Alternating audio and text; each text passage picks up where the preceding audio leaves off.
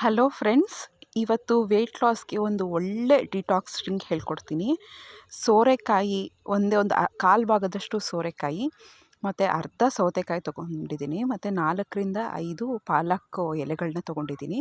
ಇದಿಷ್ಟನ್ನು ಮಿಕ್ಸಿ ಮಾಡಿ ನೀರು ಹಾಕ್ಕೊಂಡು ಮಿಕ್ಸಿ ಮಾಡಿಕೊಂಡು ಸೋದಿಸ್ಕೊಂಡು ಡಿಟಾಕ್ಸ್ ಡ್ರಿಂಕ್ ಮಾಡ್ಕೋಬೇಕು. ತುಂಬಾ ಒಳ್ಳೆಯದು ವೆಯ್ಟ್ ಲಾಸ್ಗೆ, ಏಕೆಂದರೆ ಇದು ತುಂಬ ಕಡಿಮೆ ಕ್ಯಾಲ್ರಿ.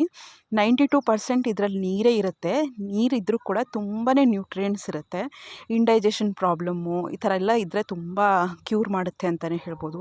ಫೈಬರಲ್ಲಿ ರಿಚ್ಚು ಮತ್ತು ಹಾರ್ಟ್ ಹೆಲ್ತ್ಗೆ ತುಂಬ ಒಳ್ಳೆಯದು, ಏಕೆಂದರೆ ಕೊಲೆಸ್ಟ್ರಾಲ್ನ ಕಡಿಮೆ ಮಾಡುತ್ತೆ.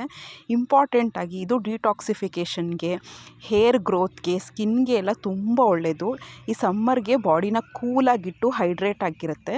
ಸೊ ಟ್ರೈ ಮಾಡಿ ಫ್ರೆಂಡ್ಸ್, ಇದನ್ನು ಖಾಲಿ ಹೊಟ್ಟೆಗೆ ಕುಡಿದ್ರೆ ತುಂಬಾ ಒಳ್ಳೆ ಬೆನಿಫಿಟ್ ಇರುತ್ತೆ. ಟ್ರೈ ಮಾಡಿ, ನಿಮ್ಗೆ ಏನು ಅನಿಸ್ತು ಅಂತ ಕಮೆಂಟ್ ಮಾಡಿ ತಿಳಿಸಿ.